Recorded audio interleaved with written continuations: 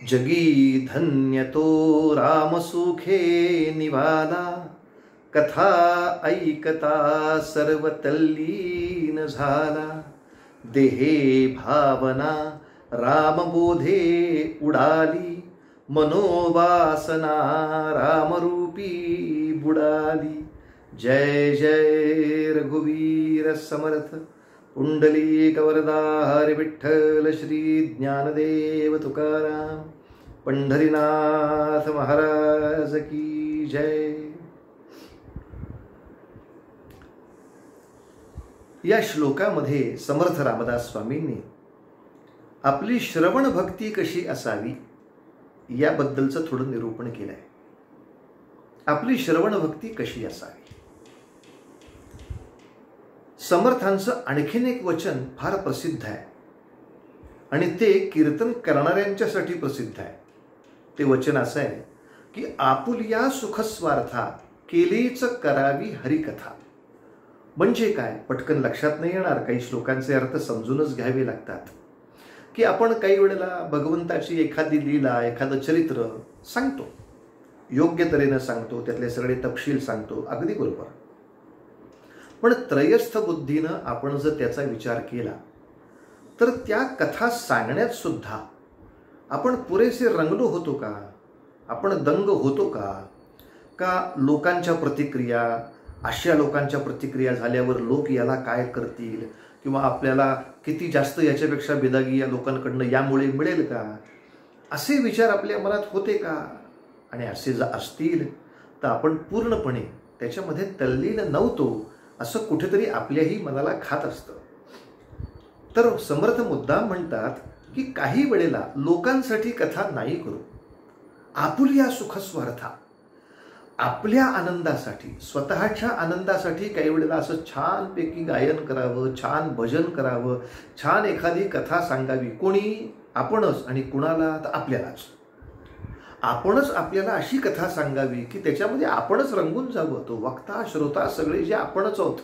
आणि केलीच करावी हरिकथा, म्हणजे जी कथा आपण पूर्वी सांगितली आहे, जी कथा आपल्याला पूर्वी माहिती आहे तीच परत सांगावी. हरकत नाही. प्रत्येक वेळेला काही नवीनच कथा आली पाहिजे असं नाही.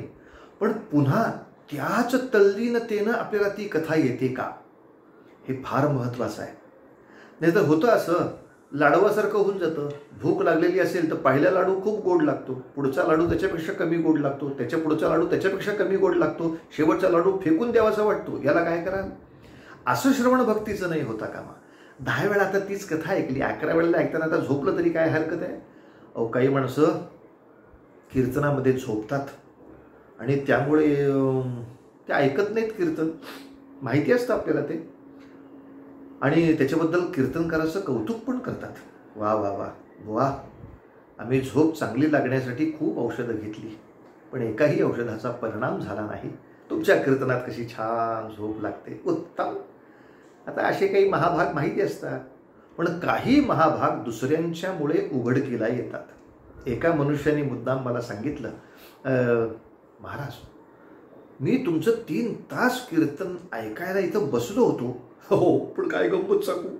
काय, माझ्या समोर खांबाला टेकून जो बसला होता ना, 3 तास झोपलाच होता. मी म्हटलं तो झोपला होता, तो 3ही तास झोपलाच होता, तुम्हाला कसं कळलं. कसं म्हणजे काय. 3 तास मी त्याच्याकडेच बघत होतो. या मूर्खाला काय कराल मला सांगा. तो किमान झोपला तरी होता. पण हा जागा असून सुद्धा झोपलेल्या माणसाकडे याचं लक्ष होतं, श्रवणाकडे लक्ष नव्हतं. तेव्हा आपणच आपली कथा म्हणजे पूर्वी देवाची आपण सांगितलेली कथा पुन्हा आपल्यालाच सांगावी, किंवा दुसरा कोणी कथा सांगत असताना असं काही तल्लीन व्हावं की आपली देह भावना त्या रामबोधामध्ये उडाली पाहिजे. देहभानावर आपण नाही अशी अवस्था त्या श्रवण भक्तीमध्ये झाली पाहिजे. लक्षात ठेवा, अशी अवस्था जेव्हा प्राप्त झाली म्हणून परीक्षिती नावाचा राजा 7 दिवसाची भागवत कथा ऐकून सुद्धा मोक्षाला गेला. आपण 70 भागवत कथा ऐकून सुद्धा मोक्षाला जाण्याची शक्यता नसते, कारण त्या तीव्रतेने आपलं श्रवण होत नाही. अर्थात अतितल्लीनता त्रास देते, ही तुम्हालाही माहिती आहे, मलाही माहिती आहे.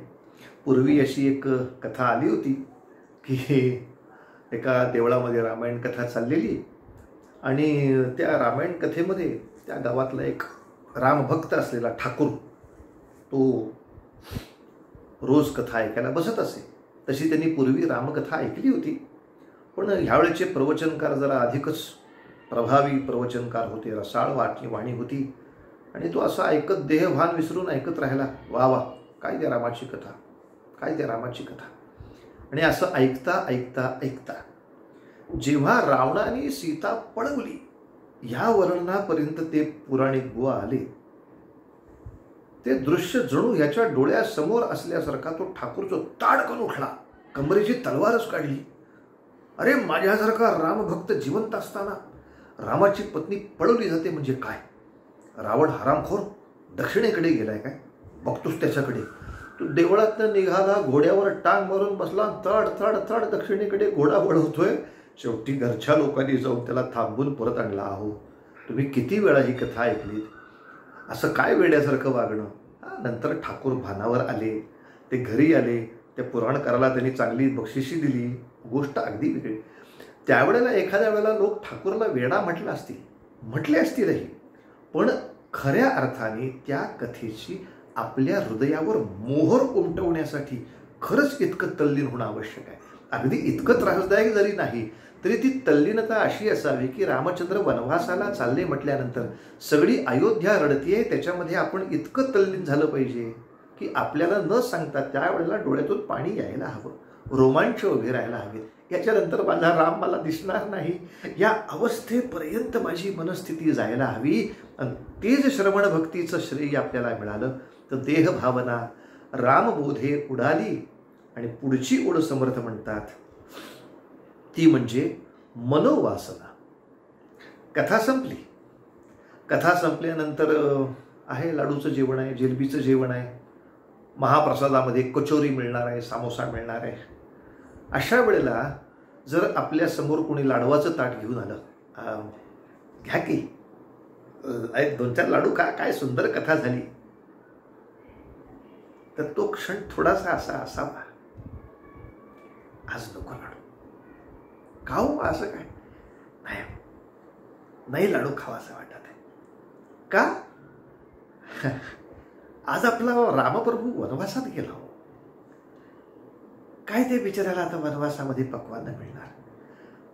माझ्या प्रभूला एवढ्या यातना त्या वनवासात होणार आणि मी लाडू खाणं? कल्पना करा. त्या कथेतली तल्लीनता माझ्या मनाची अशी आहे की मला तेव्हा माझं मन सुखाच्या विलासाकडे जात नाही. रामचंद्रांचा राज्याभिषेक झाला, या कथेनंतर लाडू खायला काय हरकत आहे? पण त्याही नंतर एखाद्या मनाची अशी अवस्था असावी हनुमंतासारखी की आओ आता तरी लाडू खा, आता राम आलेत वनवासातनं, बसलेत सिंहासनावर. नको. या लाडवापेक्षा सुद्धा आता या सिंहासनावर बसलेल्या रामाची माझ्यावरती कृपादृष्टी व्हावी आणि मला त्या रामाचं प्रत्यक्ष केव्हा तरी एकदा दर्शन व्हावं, हे सगळ्यात मोठं माझ्या आयुष्याचं पक्वान नाही. बाकीच्या गोष्टीवर आता नाही वासना जात. अशी परमार्थाला सोडून इतरत्र वासना जात नाही. असं जेव्हा मनाचं सुद्धा रूप तयार होईल, या श्रवणातून हे रूप तयार होईल, तेव्हा मात्र तो मनुष्य आयुष्यामध्ये धन्य झाला आणि तो सर्व या आजारातून दोषातून निवाला, म्हणजे शांत झाला, यात संशय नाही. त्या निवण्याने त्याला भगवत दर्शन नक्की होणार आहे. अशी ही अवस्था आपली सुद्धा देवकथेच्या वेळेला व्हावी, अशी या ठिकाणी समर्थ अपेक्षा करतायत. त्याप्रमाणे आपण कथांचं श्रवण करायचा प्रयत्न करूया. आजचा श्लोक लक्षात घ्या. जगी धन्य तो रामसुखे निवाला, कथा ऐकता सर्व तल्लीन झाला. देहे भावना रामबोधे उडाली, मनोवासना रामरूपी बुडाली. जय जय रघुवीर समर्थ.